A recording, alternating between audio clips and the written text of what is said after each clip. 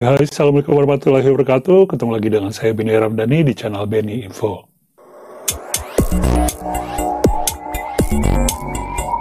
Oke guys, kali ini saya akan bercerita tentang profil beberapa penulis novel yang ternyata melakukan tindak kriminal. Tindak kriminalnya bukan sembarangan, tapi pembunuhan ya.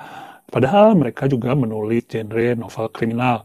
Dan di dalamnya juga ada aksi pembunuhan. Ini agak aneh memang ya, tapi menarik untuk kita bahas. Dan sebelum saya bahas dalam video ini, jangan lupa untuk subscribe channel ini dulu. Oke, terima kasih buat yang udah subscribe dan setia nonton video-video di channel ini. Sekarang kita langsung aja ke nomor 1. Pada tanggal 29 November 1995, Liu Yongbiao dan temannya Wang pergi ke sebuah hotel kecil gitulah. Mereka memang berniat melakukan perampokan terhadap tamu lainnya. Perencanaan mereka akhirnya mereka eksekusi, tapi sayangnya ketahuan. Sehingga mereka memutuskan untuk membunuh si tamu dengan menggunakan pentungan dan martil. Tidak hanya tamu, karena ketahuan juga oleh pemiliknya, mereka memutuskan untuk membunuh pasangan pemiliknya, suami istri, dan juga satu orang anak berusia 13 tahun. Jadi ada 4 korban pembunuhan yang dilakukan Liu dan Wang. Polisi datang dan berusaha menyelidiki pembunuhan tersebut, namun mereka sulit untuk menangkap pembunuhnya karena tidak ada bukti dan saksi yang kuat. Apalagi pada tahun 95 itu tidak semua hostel punya CCTV, jadi belum terlalu familiar lah yang namanya CCTV. Nah, si Liu selama 22 tahun kemudian ya jadi menulis, jadi dia penulis novel kriminal, dan salah satu novelnya yang sangat terkenal berjudul The Beautiful Writer Who Killed. Jadi ceritanya itu tentang penulis wanita yang melakukan pembunuhan tapi tidak berhasil diungkap oleh polisi. Ya mirip-mirip lah sama kisahnya Liu ini ya. Kemudian polisi karena kecanggihan dan zaman terus maju gitu ya, cara penyelidikan akhirnya menemukan puntung rokok dan diselidikilah DNA di puntung rokok itu. Polisi bergerak terus menyelidiki beberapa provinsi berbekal dari puntung rokok dan DNA itu hingga akhirnya ke rumah Liu. Jadi sasaran berikutnya ada Liu dan mereka berhasil mendapatkan DNA Liu. Akhirnya ternyata cocok. Liu kemudian ditangkap pada tahun 2017. Jadi udah 22 tahun kemudian baru dia ditangkap. Selama periode itu ya dia nulis aja terus, bahkan orang menganggap dia sebagai orang baik karena dia penulis ya. Oke, terus setelah diproses akhirnya Liu dihukum mati. Ya, sayang banget. Dalam novelnya yang terakhir dia membuat pengantar bahwa ya udah tiba saatnya bahwa dia akhirnya tertangkap juga.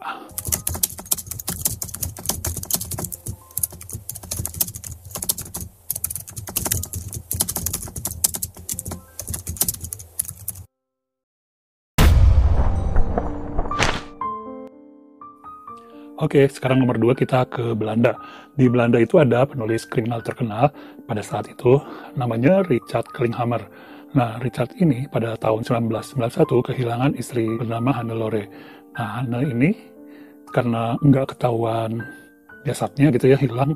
Kalau disangka bahwa si Richard ini membunuh juga, polisi ternyata nggak menemukan tuh jasadnya. Dan gimana bisa menyelidiki kalau nggak ada jasadnya ya, sebuah peristiwa pembunuhan. Makanya kasusnya akhirnya berhenti di situ. Pada tahun 1992 atau setahun setelah istrinya dinyatakan hilang, Richard sempat menulis satu naskah dan ternyata isi naskahnya itu sangat sadis lah ya. Ceritanya tuh gimana kemungkinan Richard itu bisa melakukan 7 pembunuhan terhadap istrinya gitu ya. Tapi nggak ada satupun penerbit yang mau mempublikasikan naskahnya itu. Walaupun demikian, naskah tersebut beredar secara indie lah ya, secara diam-diam, dan ternyata banyak orang yang suka, dan Richard akhirnya dianggap sebagai orang yang berkompeten dalam hal sastra ya, penulisan gitu. Well, pada akhirnya si Richard ini setelah bertahun-tahun kemudian dia pindah kota ke Amsterdam. Jadi dari satu kota di Belanda pindah ke Amsterdam. Nah, di rumah yang lama ini ada penghuni baru, dia merenovasi rumahnya. Ketika direnovasi ternyata digali-gali mereka menemukan satu tengkorak. Jadi ada tulang belulang dan ternyata setelah diselidiki DNA dan segala macamnya diketahui bahwa itu adalah tengkorak dari Hannelore atau istrinya Richard yang hilang. Ya, ini baru terungkap pada tahun 2000, jadi sekitar 9 tahun kemudian setelah istrinya dinyatakan hilang. Well, cukup lama juga, tapi ya bersyukurlah tetap ketemu. Karena serapat-rapat yang menyembunyikan bangkai akhirnya tercium juga. Benar juga ya. Oke, kita akan beralih ke penulis nomor 3. Black Label tinggal di Amerika Serikat. Dia berkarir di Hollywood dan tentu saja dia memiliki banyak uang karena warisan dari orang tuanya. Selain itu, Black juga menulis sebuah novel grafis berjudul Syndrome. Isinya penuh darah.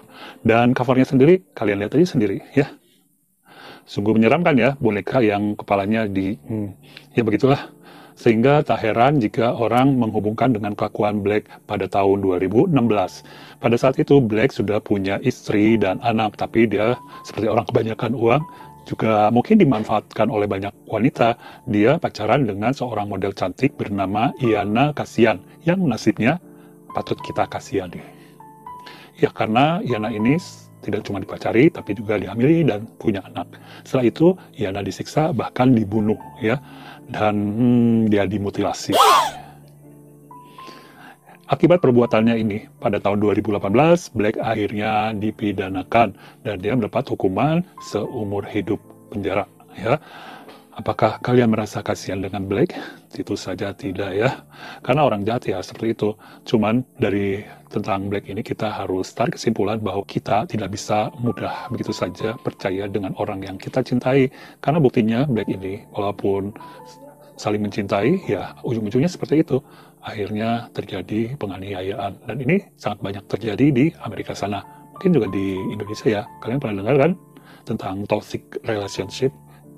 Yang ujung-ujungnya adalah sebuah penganiayaan yang mengenaskan. Christian Bale adalah seorang novelis. Dia pernah terlibat dalam sebuah kasus pembunuhan seorang pengusaha Polandia pada tahun 2000. Sayangnya, polisi tidak menemukan bukti apapun yang mengait kepadanya.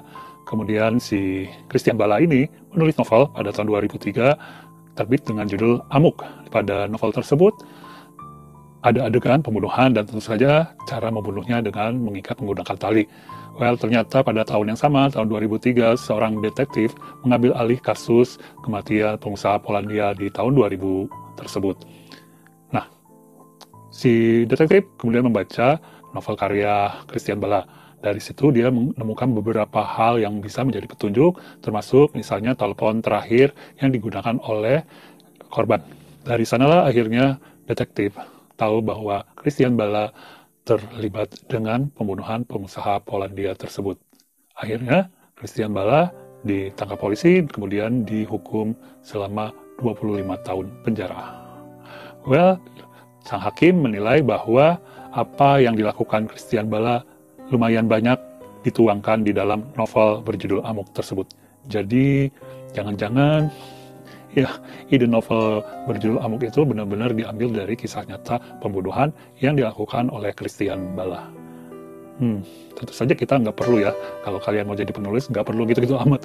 Mau nulis cerita pembunuhan, pencurian, perampokan, nggak perlu jadi pembunuh, nggak perlu jadi pencuri dulu, nggak perlu jadi perampok dulu ya. Kita bisa survei atau riset dari orang-orang ya, dari referensi di media, di internet banyak. Oke? Guys, sampai di sini dulu aja video kali ini. Semoga kalian bisa mencerna dengan baik informasi yang diberikan dan juga semoga menginspirasi. Tapi jangan menginspirasi untuk melakukan tindak kriminal ya. Menginspirasi kalian untuk terus produktif menulis genre apapun. Terima kasih. Sekali lagi yang udah subscribe, yang belum subscribe, jangan lupa untuk subscribe channel ini. Sampai ketemu lagi di lain video. Assalamualaikum warahmatullahi wabarakatuh.